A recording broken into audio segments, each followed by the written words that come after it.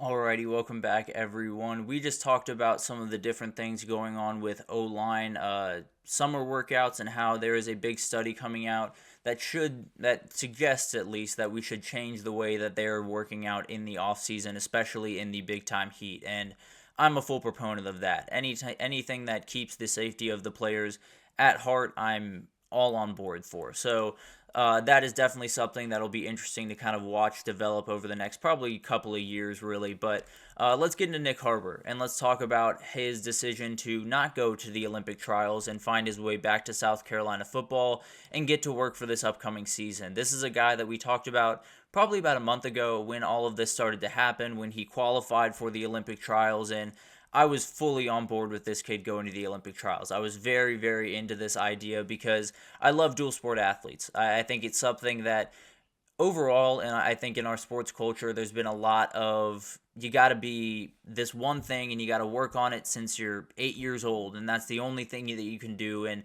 that's the way that it is. But two sport athletes tend to be the best athletes. A lot of the fantastic football players out there will tell you track or basketball was huge for them growing up, and vice versa. Some basketball players will tell you football was huge for them growing up. So I do think that this type of energy, letting kids go to the college level and play multiple sports, letting kids even go to the professional level. I would have loved to see Kyler Murray somehow make it work between the Athletics and the Cardinals. I think that would have been incredible to watch. But at the end of the day, it is kind of a changing of the guard. But Nyck Harbor is one of those guys that could probably play 10 different sports if he wanted to be totally honest. This might be the single best athlete in the entire country.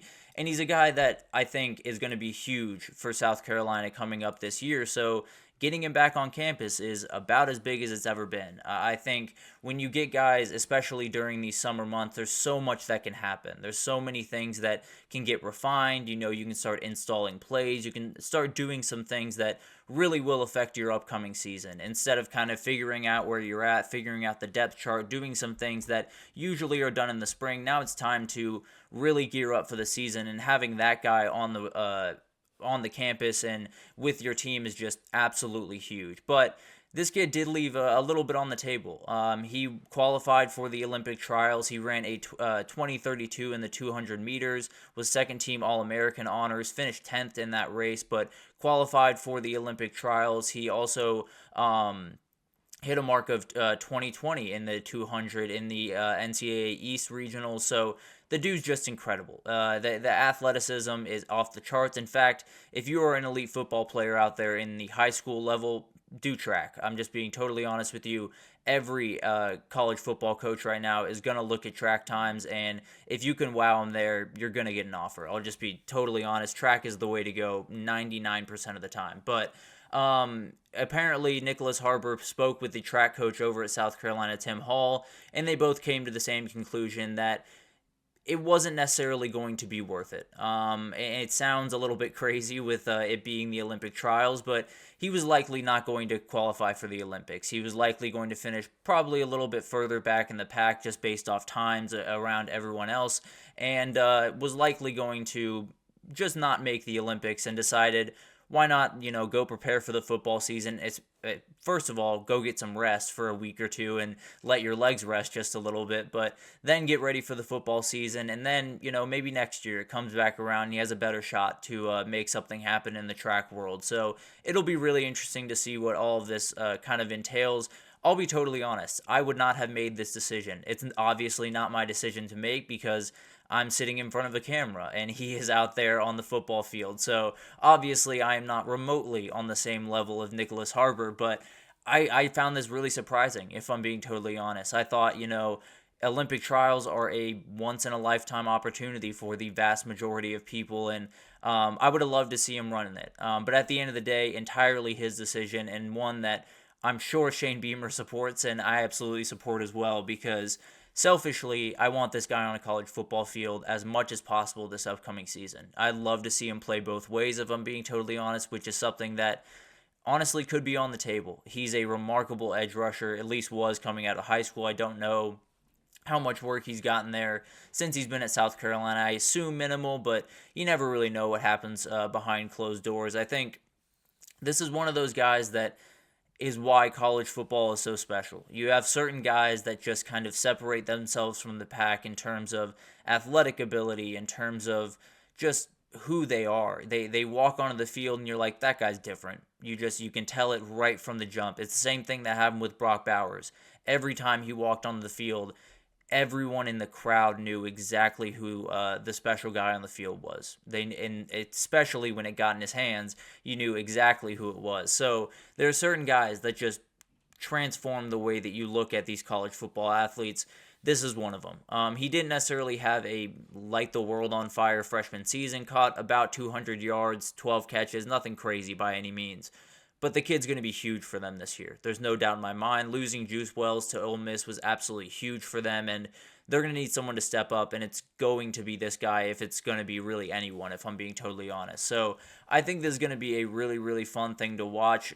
Shane Beamer has to be just grinning ear to ear right now. He was one person that did push him in the direction of doing the Olympic trials because, as I said earlier, once in a lifetime opportunity. You gotta chase that goal, which I very much applaud him for because I don't think there's plenty of college football coaches that would have done it, but there's definitely some that wouldn't have. Let's just be totally honest. And Shane Beamer seems to be one that puts his everything is second to his players. So very much applaud him for that. But you need this guy on your team. And South Carolina is a really interesting product this upcoming year because overall as a team, I don't love the sum. I think it's not necessarily the greatest group in the world. I don't necessarily think they're going to do anything wild in the SEC. That doesn't mean they don't have dudes. They have a couple of guys that I think could totally flip a game or a couple of games on its head this upcoming year.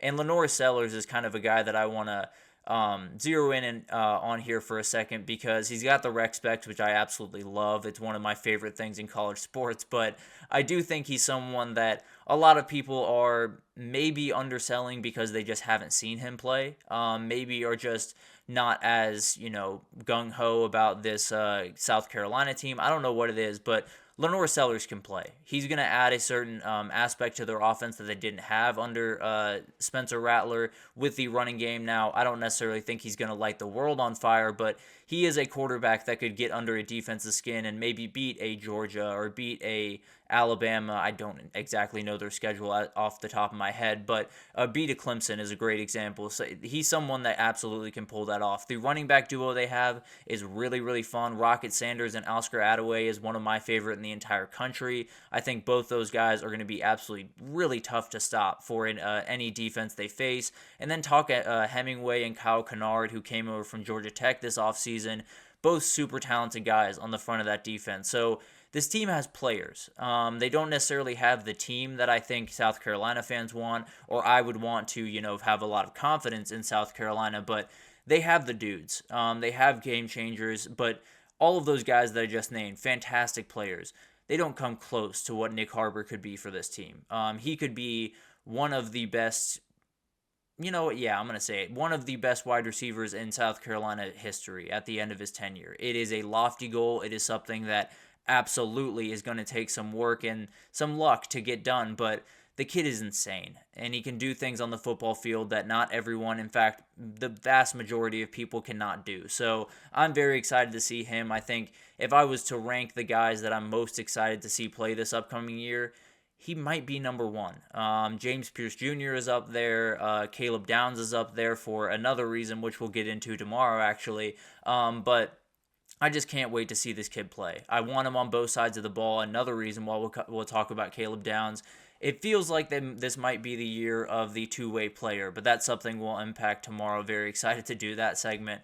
Love having Nyck Harbor 100% in college football, at least for the time being. Obviously, he will make his way back to the track at some point, and hopefully he has great success there as well. But him being a college football player is always a good thing. Whenever you can have the best athletes in the country on a college football field, you're doing something right. So very much like him being all in on the Gamecocks right now. I think it adds something to their team, and I think there's an ability there where you're not going to be able to walk into South Carolina and feel comfortable because that guy is on the other side of the field, and as long as they get that guy the ball often, it's going to be okay for South Carolina. So they're going to be a tough beat. I think Nicholas Harper is going to be at the absolute center of that. So huge for South Carolina, huge for this program. Definitely keeps them at least a little bit more optimistic than they were probably a couple of weeks ago about this upcoming season. So definitely a huge pickup there. Definitely something that South Carolina fans were really hoping for the next little bit. But we'll see what happens there. We'll see what type of season he has. I expect it to be just absolutely insane. But we're going to take our third break here, and when we come back, we're going to talk about a little bit of stock up, stock down. We're going to get into the Big Ten today. Did the SEC yesterday, so now let's go over to the other powerhouse and do the Big Ten. So we'll do that right after this, so stick with us.